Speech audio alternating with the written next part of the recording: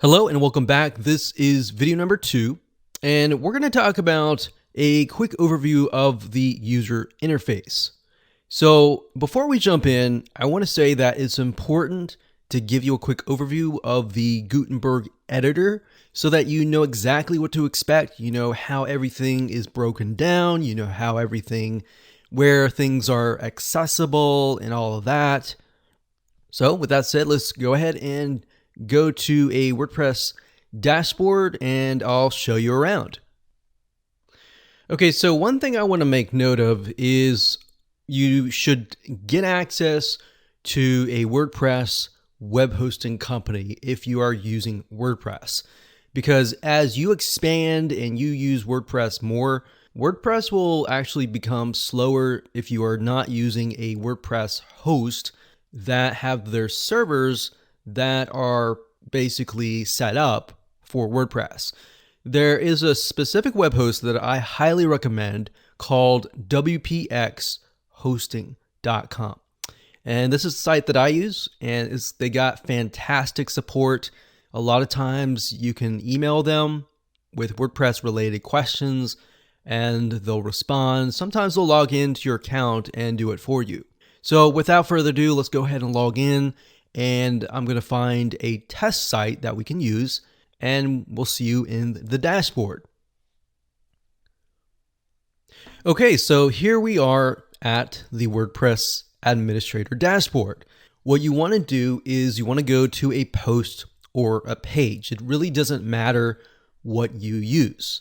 So you can either go to posts, you can click add new, or you can go to all posts and find a post, an existing post, and edit that. It doesn't really matter. So we are going to create a post in terms of this example. And to do that, we'll click on add new. Okay, so the way things are laid out is once you have gotten in here, this right here is the Gutenberg editor. Now, when you click on the plus sign here, you're going to be able to see blocks. So as you can see, there are many different types of blocks, which we will go into every single block in the future videos. But for now, this is where the blocks are. Now, you can click this here, and this will give you the content structure. So it's kind of like, if you think about it, Microsoft Word, when they tell you how many words you have, how many paragraphs you have, but in this case, how many blocks you have, and how many headings you have. So this is really great if you're wondering, okay, how many words do I have? And if you're writing an article and you're trying to stick with a certain amount of words, this is really great to have. And then of course, we have this here, which is the block navigation. So as you begin to add more blocks, it will add those blocks here. So right now, as you can see, there is simply just a heading block right here. So all you have to do is type in the title, so title here, and then you can put the heading.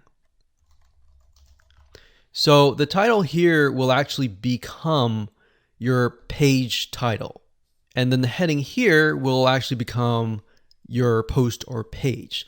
So in other words, if I name this title here and I click on publish, what's going to happen is the permalinks, it will change to yourdomain.com/title-here. So if I had the word, this is a great day, this is a great day, then what will happen is when I click publish, it'll create yourdomain.com/this is a great day.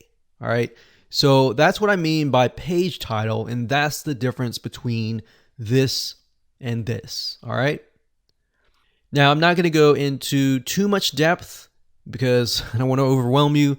We're going to dive in at a later time. So if we move on over here, this is the sidebar. This allows you to control permalinks, categories, tags, and other features as well. And you'll begin to see as I begin to edit blocks and add blocks and all of that, the sidebar will actually change. All right.